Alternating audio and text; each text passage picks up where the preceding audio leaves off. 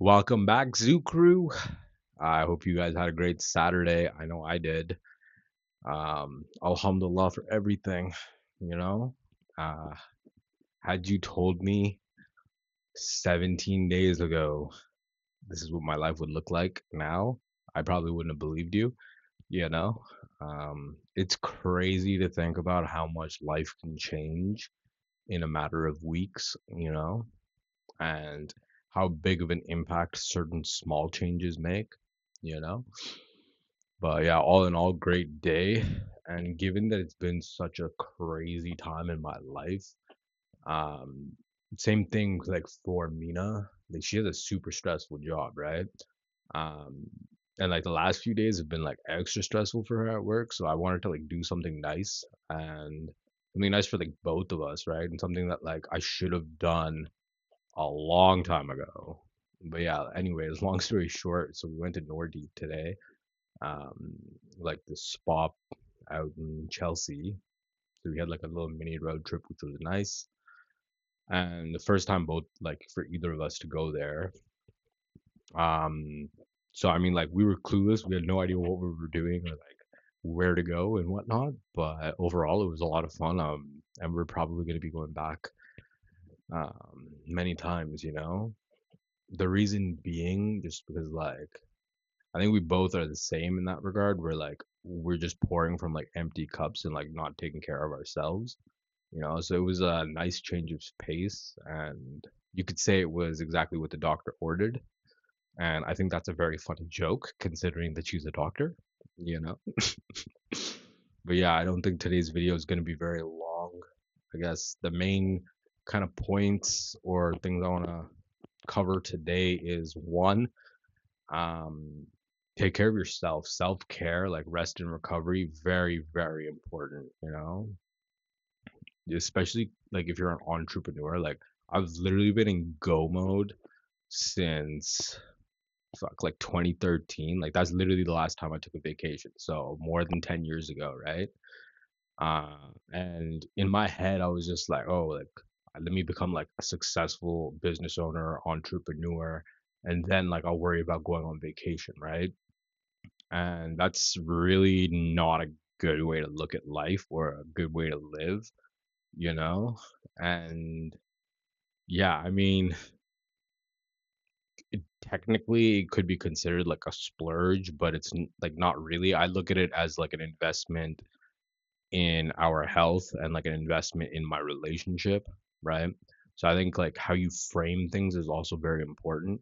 And then outside of this, it's like my dad is probably one of the most like successful in terms of like business or like money, uh like in terms of people that I know, and like really like he's like top 0.01% of the city, uh you know which is the case for like most of the people who went to like Ashbury. Like their parents are pretty much the people running the city, right? And like it is what it is. But the thing is, like, he lived his life with so much fear, and I think that fear made him like stingy, right? So it's like he has millions of dollars, and like he would argue with me over like fucking $1,000 or like even like pennies, like $10. And like, okay, fair. Like, I did have bad spending habits prior to meeting Mina. Like, I was just spending money on stupid shit. And a lot of that was like driven by my ego or like validation, right? So I was like buying all this material garbage, whether that was like the Range Rover when I was 21, like all of this like designer clothing and like just stupid shit that I thought was like gonna make me feel good inside or like give me some kind of like value, or like people would see me and be like, oh yeah, like that's the guy, like that's him, we want to be like him. um don't get me wrong, like having money like allows you to level up your style, and like dress better. But I've kind of like outgrown all of this like need to like present myself as something or like draw attention to me, or really just like attaching my own identity to my possessions, you know?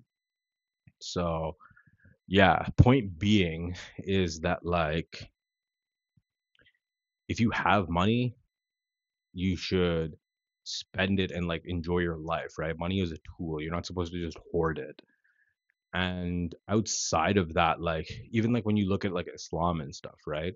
So they say like the best charity you can do is with your own family, right? So like any money you spend on like your wife or your kids, generally like that's like gonna bring you more blessings and like more money. And like you should feel joy or like happy about spending on your wife or kids, right? Like you shouldn't feel like bad about doing that. And I think the people who do feel bad about like spending on their wife or kids are letting fear control them, right? It's like fear of they won't be able to make more money, or yeah, really like fear of they won't be able to make money, you know? And I guess to overcome that, like you just put faith in yourself and your abilities first of all. Like if you manage to make money, you'll be able to do it again. And then like just trust that God has a plan and things will work out, right? Literally like all of these animals like birds, cats, dogs, like they're not going out worrying about money or like how they're gonna like eat or survive, right? God literally provides for them. So yeah, I think implement that same kind of mindset to your life. And I guess like we'll end it on this notion of don't waste your time trying to make people understand you, especially people who are committed to misunderstanding you, right? And that's what I'm realizing about my family. So like my mom, my dad, and my younger sister, unfortunately, like these people are committed to misunderstanding me. And it's their own ego, right? Because if they have to like reflect, then they realize that they were the problem, and it's easier for them to just put the blame on me and make me the scapegoat, right? Because then they don't ever have to face the reality of who they are. And unfortunately, like these people think they're good people, but like they're not good people, right?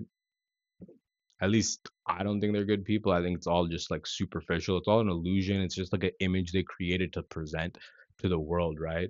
And they have more fear about what like people or society will say or like think about them than like fear of like God or like fear of doing bad things and like abusing their like family, you know? And the crazy part in all of this is that like it was all by design, right? So my dad like created this dynamic and these roles, and like my mom also played a role in it, you know. And now that I've like stepped out and I'm aware, I can see all of this, and like alhamdulillah, like I'm at a point now where like I just laugh at this shit, you know. Like I'll remember something or like I'll realize something or I'll see something they're doing or like the effect they think it's gonna have on me. I'm literally just laughing it off, like cool, bro. Doesn't bother me at all, you know. Like I emailed my parents like on Monday, right? And I had like clearly stated in that email, like, don't send me some long ass message. Just reply, yes, we will do this, or no, we can't do this, right? And this is the same thing that like I tried to like discuss with my dad before I got pushed to the point where I literally just like said fuck this and left, you know. And I don't think either of my parents thought I would ever do that just because they kept me like economically poor and like dependent on them so I wouldn't ever be able to escape the system. And like they were counting on the fact that I would have like fear and guilt and just stay in the system, you know? But I broke out, so it is what it is. And yeah, I mean, I kind of feel bad for my younger sister because like she's in the role of like golden child and flying monkey. So, but I mean, I get it because again, right? Like I think part of why she was so triggered in like my last conversation with her was because like her whole identity is whatever they gave to her, and like I'm here just like breaking out of that role and like identity that they put on me, right? So it's like no, I don't accept this shit anymore. And like she's still very like emotionally immature, so I think like seeing me break free of the pattern, and it's like she's not at a place where she can like reflect or look at herself, you know. And I think she's just not very happy with her own life as much as like she thinks she might be, you know. But I'm worried for I guess her kid because if things kind of keep going the way they are, like he'll end up growing up in a very similar cycle to like what I grew up in. you know? But yeah, again, like it's easier for all of these people to just like say, "Oh, he's the problem. He's always been the problem," instead of like admitting what they're doing, you know? And the thing is, now I was essentially like the pressure valve, and so I've like removed myself from the system. So it's very likely that eventually, like the three of them will start infighting, or like they'll just implode. And just given how like the last week played out, I'm pretty certain like I'm just gonna be erased from the history of this family. And I mean, I'm fine with that. Like I don't really care. Like because it's like I had this illusion, right? Like I thought this was my family, but really it wasn't a family. It was just people using me, and I was just too blind to see it. And like I felt guilty for leaving, you know? So, yeah. All in all, though, like I'm very much at peace. I'm very much content. And like, yeah, I'm not stressed. I'm not worried. I'm not depressed. I'm not anxious. I'm not manic. Like, life is good. Alhamdulillah, you know? Yeah. I think we'll just end this video here because we have talked about a few key things. All right, look, key takeaway of today: enjoy your life. You don't know how long you'll be around. Spend time with people who actually see you, and don't worry about being understood by people committed to misunderstanding you. Right? There is way more to life, and you will find the right people, or they will find you eventually. And I guess that really only happens when you start being authentic, right? But yeah, I guess also shout out to my younger brother. Like this guy's like a G, you know. I wasn't sure how things would play out with like my dynamic with him, but I mean, I'm not surprised really because he is like a very sharp kid and accomplished way more than I ever did at his age, you know. So I'm sure by the time he's my age, like he'll be light years ahead of where I am, you know. And like I feel bad that like he had to go through this and like grow up so early in life, like the same way that I did.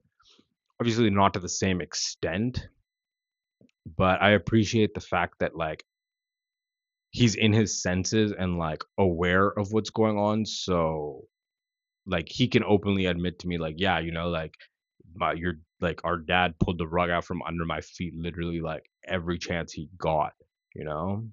Whereas like my younger sister doesn't see that at all, and she thinks that like my life ended up this way because of everything I did, you know? And I guess the crazy part is initially I was like angry at her for like stealing my job and like me being pushed out of like the business and the company. But then when I like take 10 steps back, I'm like, okay, first of all, um, is that really what you want your whole life to be about? Like, even for me, like, if I had inherited the business, my plan wasn't to just be like running the business. It was just to scale it and keep scaling it and turn it into something like much, much better than what it is, you know? And that's what I realized is like, and that these people are so blind to, it's like the business, as much as they want to say like I didn't show up or I didn't do anything, like I put that shit on my back. This is why like people in Vanya in the community knew who I was and like respected me more than they respected my dad, right?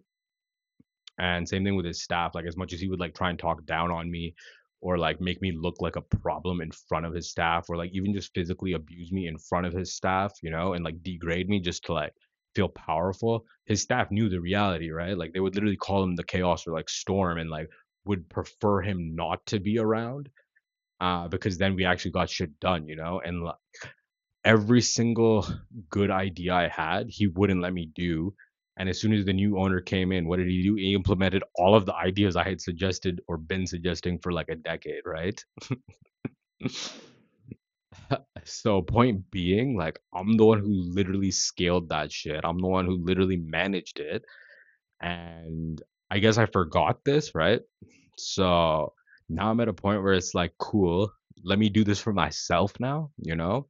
And really like the greatest success I can have is doing it on my own, improving. And it's like, yo, you guys think it was you. Really, it was me all along, you know? And now that I'm out of the system, I'm sure shit will collapse on these guys, you know? I mean, not to the same extent it should collapse just because like he exited the business, but yeah, so I'm not stressed, I'm not worried, and it's like even if I had inherited the business, like it wouldn't have like been my end goal, you know, because like there's so much more to life and like I can see so far ahead. So stay tuned, y'all. I am rested, I'm recovered, and I'm ready to go back into go mode. I'm very excited to see how Osira ends up. And I mean, I guess before we end this, I know I've said like, okay, let's end this, but like, there's still, I guess, a lot to talk about. Um, so like, this is the thing. My sister is a successful entrepreneur, my older sister, right? And I understand she like cares about me and like she's giving me good advice and like a lot of her advice is good and it's like helped me. Mind you, like some of it didn't land right away because like I had to go through things and like mature and grow up a little bit more even in the last few weeks, right? So I really do appreciate her and like her giving me advice and stuff. But when it comes to like business, this is the thing, right? Like I've been in business my whole life. I've been groomed for business my whole life. And it's just that like I never went all in. And I was always like letting people convince me not to go all in. However, when I like look back on it, so many of these other opportunities I've had that I didn't end up acting on, somebody else like in my immediate circle would end up acting on and then finding success in that, you know? So it validated everything that I was thinking or my own thoughts, you know? So all in all, like yeah, I could go and get a career or like have a job in like car sales again, but car sales or like any kind of sales is very demanding and you can't really build a business while having a job like some kind of like sales job. It's not a job, that's a career, right? So it's very different, whereas something like being like just driving Uber, like that's a job, right? Like gig work. So that gives you the freedom and like mental bandwidth to actually focus on your business, right? And for most people, I would not suggest you do what I'm doing. It's just that I have like decades worth of experience in business. So like I have a much higher chance of pulling this off and like bringing this out of my head and into the real world from like scratch without a safety net than most people would, right? First of all, that's like my experience and then also my network and my own contacts, right? So again, like I wouldn't recommend like somebody who isn't me go and try to do this. Like you're much better off, yeah, get a job or like start building a career first until you kind of figure out and you have a safety net. Then yeah, okay, go all in on a business, right? And even then, like I mentioned in a previous video, like most people shouldn't own a business. You have to be a unique kind of crazy to own a business, right? But yeah, I guess the point was like she was kind of suggesting this to me, and like I love her for like telling me as it is, you know? But at the same time, it's like I have to do this. And like if I don't do this now, I'll live a life full of regret or like wondering like what if, right? So the final takeaway of today's video, Zoo Crew, is don't let opportunity pass you by. Take risks, calculated risks though. You know, don't just blow up your whole life. And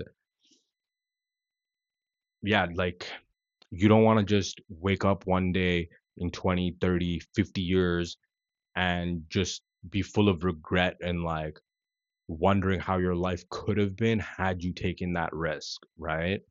And for me, I guess the clarity in this came from the risk I took of going and like trying to win Mina back, right? And honestly, I did not think it would be possible. I really didn't think I would ever see this person again, right? And sure enough, like I took a huge risk and it paid off, right? So yeah, alhamdulillah for everything.